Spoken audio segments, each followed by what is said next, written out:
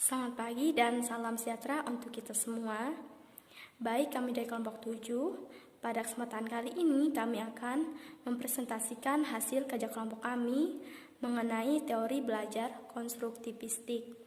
Adapun materi-materi yang akan kami bahas nantinya, yang pertama itu ada pengertian teori belajar konstruktivistik, yang kedua prinsip-prinsip teori belajar konstruktivistik, yang ketiga karakter manusia masa depan yang diharapkan, yang keempat konstruksi pengetahuan, yang kelima proses belajar menurut teori konstruktivistik, yang keenam perbandingan pembelajaran tradisional dan pembelajaran konstruktivistik, dan yang terakhir ada aplikasi teori konstruktivistik ke dalam kegiatan pembelajaran. Nah, itu dia materi-materi yang akan kami bahas nantinya. Untuk selanjutnya saya serahkan kepada teman-teman saya. Terima kasih. Halo, perkenalkan nama saya Tiara dengan NIM 1930 3020 4051. Teori konstruktivistik merupakan metode pembelajaran yang lebih menekankan pada proses dan kebebasan dalam menggali pengetahuan serta upaya dalam mengkonstruksi pengalaman, atau dengan kata lain, teori ini memberikan keaktifan terhadap siswa untuk belajar menemukan sendiri kompetensi, pengetahuan atau teknologi, dan hal lain yang diperlukan guna mengembangkan dirinya sendiri. Dalam proses belajarnya pun, memberi kesempatan kepada siswa untuk mengemukakan gagasannya dengan bahasa sendiri, untuk berpikir tentang pengalamannya sehingga siswa menjadi lebih kreatif dan imajinatif, serta dapat menciptakan lingkungan belajar yang kondusif. Pembentukan pengetahuan menurut konstruktivistik memandang subjek untuk aktif menciptakan struktur-struktur kognitif dalam interaksinya dengan lingkungan. Dengan bantuan struktur kognitifnya ini, subjek menyusun pengertian realitasnya. Interaksi kognitif akan terjadi sejauh realitas tersebut disusun melalui struktur kognitif yang diciptakan oleh subjek itu sendiri. Struktur kognitif senantiasa harus diubah dan disesuaikan berdasarkan tuntutan lingkungan dan organisme yang sedang berubah. Proses penyesuaian diri terjadi secara terus-menerus melalui proses rekonstruksi. Secara garis besar, prinsip-prinsip teori konstruktivistik adalah: yang pertama, pengetahuan dibangun oleh siswa sendiri; yang kedua, pengetahuan tidak dapat dipindahkan dari guru ke murid, kecuali hanya dengan keaktifan murid sendiri untuk menalar; yang ketiga, murid aktif mengkonstruksi secara terus-menerus, sehingga selalu terjadi perubahan konsep ilmiah; yang keempat, guru sekedar membantu menyediakan saran dan situasi agar proses konstruksi berjalan lancar; yang kelima, menghadapi masalah yang relevan dengan siswa; yang keenam, struktur pembelajaran seputar konsep utama pentingnya sebuah pernyataan; yang ketujuh, mencari dan menilai pendapat siswa; dan yang terakhir, menyesuaikan kurikulum untuk menanggapi anggapan siswa. Perkenalkan, nama saya Erpina dengan NIM 1930 1020 4008. Baiklah, di sini saya akan menjelaskan tentang konstruksi pengetahuan dalam teori belajar konstruktivistik. Konstruktivistik atau konstruktivisme merupakan salah satu aliran yang berasal dari teori belajar kognitif. Konstruktivistik memiliki keterkaitan yang erat dengan metode pembelajaran penemuan dan konsep belajar bermakna. Kedua metode pembelajaran ini adalah dalam konteks teori belajar kognitif. Teori pembelajaran konstruktivisme berpendapat bahwa orang menghasilkan pengetahuan dan membentuk makna berdasarkan pengalaman mereka. Pengajaran konstruktivisme didasarkan pada pembelajaran yang terjadi melalui keterlibatan aktif siswa dalam konstruksi makna dan pengetahuan. Pandangan konstruktivis dalam teori belajar konstruktivistik yaitu menekankan pada penemuan, eksperimen, dan masalah terbuka. Selanjutnya, apa itu konstruksi pengetahuan? Konstruksi pengetahuan adalah kegiatan atau proses mental seorang siswa dalam menemukan dan mengubah informasi yang diperoleh sehingga terbentuk pemahaman atau penafsiran secara menyeluruh tentang suatu pengetahuan. Ada dua konsep kunci dalam teori belajar konstruktivistik yang menciptakan konstruksi pengetahuan baru bagi individu, yaitu akomodasi dan asimilasi. Nah, apa itu akomodasi? Akomodasi adalah proses perubahan struktur kognitif sehingga dapat dipahami atau penyesuaian struktur kognitif yang sudah dimilikinya dengan informasi yang diterima. Dan asimilasi adalah proses perubahan apa yang dipahami sesuai dengan struktur kognitif yang ada sekarang. Kemudian individu dapat dikatakan telah menempuh proses belajar apabila ia telah dapat membangun atau mengkonstruksi pengetahuan dengan cara melakukan penafsiran atau interpretasi baru terhadap lingkungan sosial, budaya, fisik, dan intelektual tempat mereka hidup. Proses konstruksi pengetahuan akan berlangsung melalui dialog intensif antara siswa yang satu dengan siswa yang lain atau antara siswa dengan guru.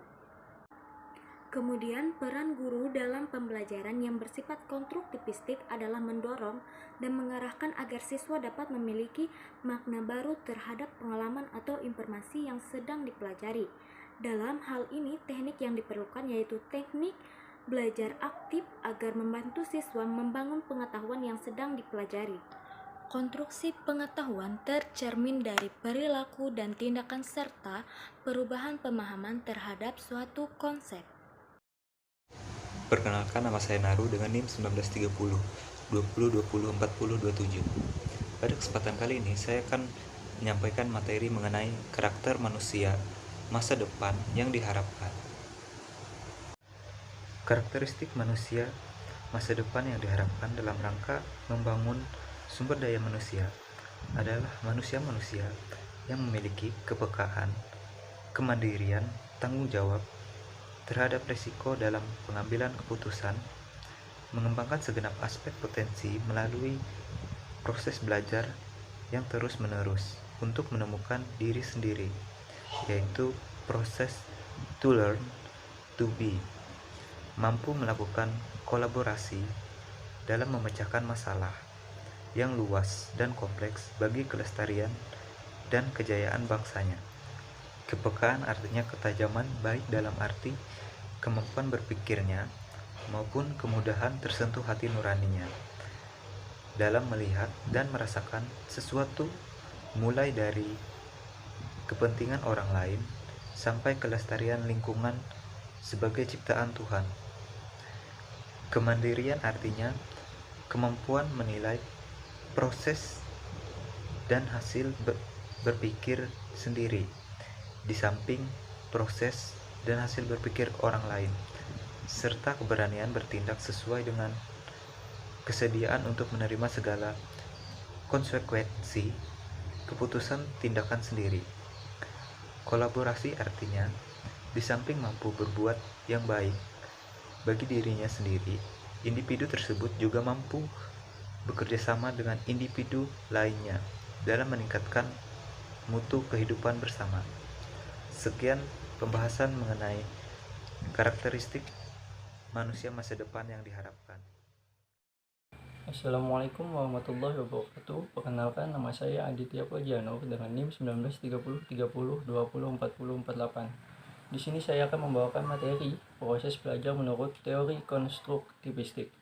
Di sini ada 5 komponen bahasan tentang proses belajar ini. Yang pertama yaitu proses belajar konstruktivistik. Secara konseptual, proses belajar jika dipandang dari pendekatan kognitif bukan sebagai perolehan informasi yang berlangsung satu arah dari luar ke dalam diri siswa, melainkan sebagai pemberian makna oleh siswa kepada pengalamannya melalui prosesnya asimilasi dan akomodasi yang bermuara pada pemutakhiran struktur kognitifnya. Kegiatan belajar lebih dipandang dari segi prosesnya daripada segi perolehan pengetahuan dari fakta-fakta yang terlepas. Pemberian makna terhadap objek dan pengalaman oleh individu tersebut tidak dilakukan secara sendiri-sendiri oleh siswa, melainkan melalui interaksi dalam jaringan sosial yang unik yang terbentuk baik dalam budaya kelas maupun luar kelas. Oleh sebab itu, pengelolaan siswa dalam memperoleh gagasannya bukan semata-mata pada pengelolaan siswa dan lingkungan belajarnya, bahkan pada unjuk kerja atau prestasi belajarnya yang dikaitkan dengan sistem penghargaan dari luar seperti nilai, ijazah, dan sebagainya. Baik, proses belajar menurut teori konstruktivistik yang kedua yaitu peran siswa. Menurut pandangan konstruktivistik, belajar merupakan suatu proses pembentukan pengetahuan. Pembentukan ini harus dilakukan oleh siswa belajar. Ia harus aktif melakukan kegiatan, aktif berpikir, menyusun konsep, dan memberikan makna tentang hal-hal yang sedang dipelajari. Guru memang dapat dan harus mengembalikan prakarsa untuk menata lingkungan yang memberi peluang optimal bagian terjadinya belajar. Lingkungan yang memberi peluang optimal bagian terjadinya belajar adalah niat belajar siswa sendiri. Dengan istilah lain, dapat dikatakan bahwa hakikatnya kendala belajar sepenuhnya ada pada diri siswa sendiri. Paradigma konstruktivistik memandang siswa sebagai pribadi yang sudah memiliki kemampuan awal sebelum mempelajari sesuatu. Kemampuan awal tersebut akan menjadi dasar dalam mengkonstruksikan pengetahuan yang baru. Oleh karena itu, meskipun kemauan awal tersebut masih sangat sederhana atau tidak sesuai dengan pendapat guru, sebaiknya diterima dan dijadikan dasar pembelajaran dan pembimbingannya. Baik, kita masuk ke proses belajar menurut teori konstruktivistik. Yang ketiga yaitu peranan guru. Dalam belajar konstruksi, guru atau pendidik berperan membantu agar proses pengkonstruksian pengetahuan oleh siswa untuk membentuk pengetahuannya sendiri. Guru dituntut untuk lebih memahami jalan pikiran atau cara pandang siswa dalam belajar. Guru tidak dapat mengklaim bahwa satu-satunya cara yang tepat adalah yang sama dan sesuai dengan kemampuannya. Peranan guru dalam interaksi pendidikan adalah pengendalian yang meliputi yang pertama, menumbuhkan kemandirian dengan menyediakan kesempatan untuk mengambil keputusan dan bertindak. Yang kedua, menumbuhkan kemampuan mengembalikan keputusan dan bertindak dengan meningkatkan pengetahuan dan keterampilan siswa. Yang ketiga, menyediakan sistem dukungan yang memberikan kemudahan belajar agar siswa mempunyai peluang optimal untuk latihan. Pendekatan konstruktivistik menekankan bahwa peranan utama dalam kegiatan belajar adalah aktivitas siswa dalam mengkonstruksikan pengetahuannya sendiri. Segala sesuatu seperti bahan, media, peralatan, lingkungan, dan fasilitasnya. Baik, kita masuk ke bagian keempat, proses belajar menurut teori konstruktivistik, yaitu adalah sarana belajar. Pendekatan ini menekankan bahwa peranan utama dalam kegiatan belajar adalah aktivitas siswa dalam mengkonstruksikan pengetahuannya sendiri. Segala sesuatu seperti bahan, media, peralatan, lingkungan, dan fasilitas lainnya disediakan untuk membantu pembentukan tersebut. Siswa diberi kebebasan untuk mengungkapkan pendapat dan pemikirannya tentang sesuatu yang dihadapinya, untuk menyampaikan pengalamannya, yaitu menyajikan bahan kepada murid-murid yang sekiranya tidak mereka peroleh dari pengalaman langsung. Ini dapat dilakukan dengan melalui film, TV, rekaman suara, dan lain-lain. Hal ini merupakan pengganti pengalaman yang langsung.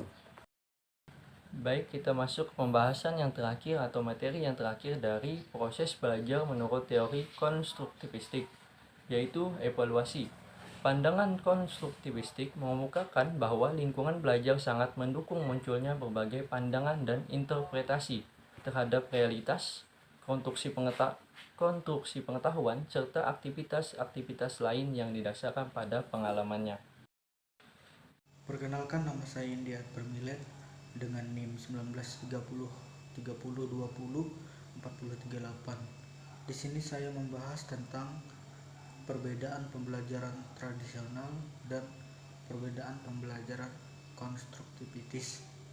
Cara kurikulum pembelajaran tradisional Kurikulum disajikan dari bagian-bagian menuju keseluruhan dengan menekankan pada keterampilan-keterampilan dasar.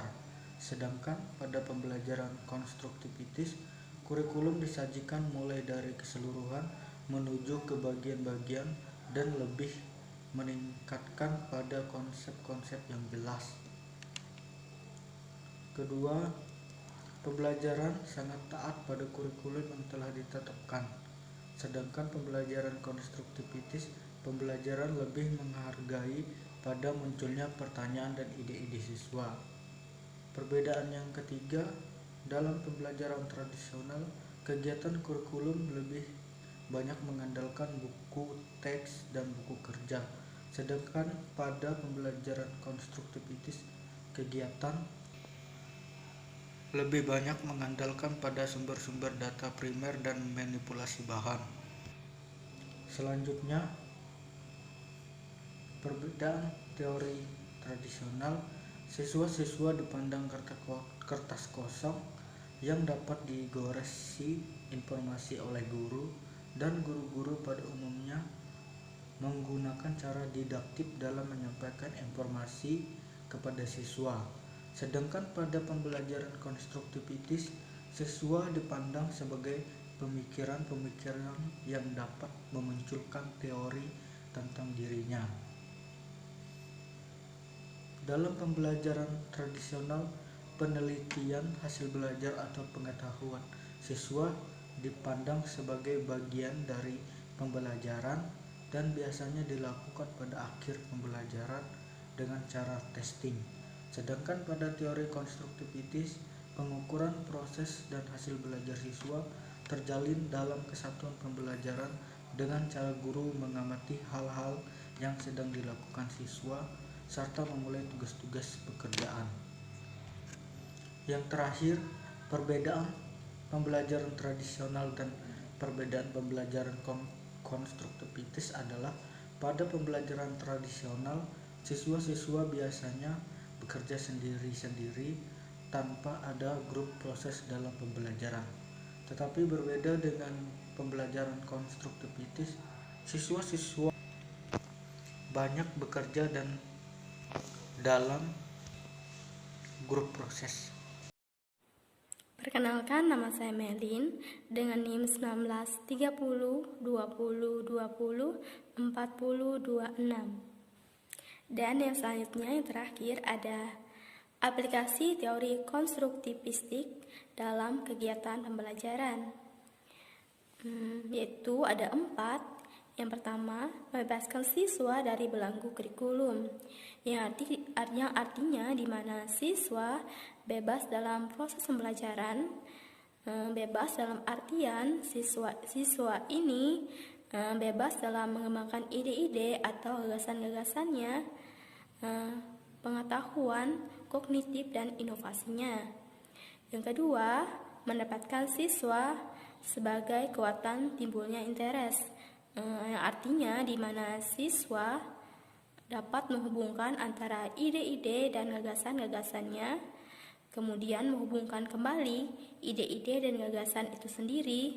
Selanjutnya barulah siswa itu menyimpulkan kembali ide-ide dan gagasan tersebut. Yang ketiga, guru bersama-sama siswa mengkaji pesan-pesan penting bahwa dunia adalah kompleks, yang artinya di mana banyak terdapat pandangan atau pendapat tentang kebenaran yang datangnya dari proses komunikasi baik lisan dan non-lisan.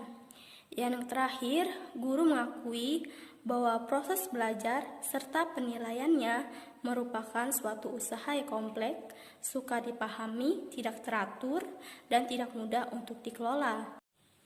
Demikian presentasi dari kelompok kami. Jika terdapat kesalahan kata atau kesalahan pengucapan, saya mewakili dari kelompok mengucapkan minta maaf yang sebesar-besarnya. Mungkin sekian dan terima kasih.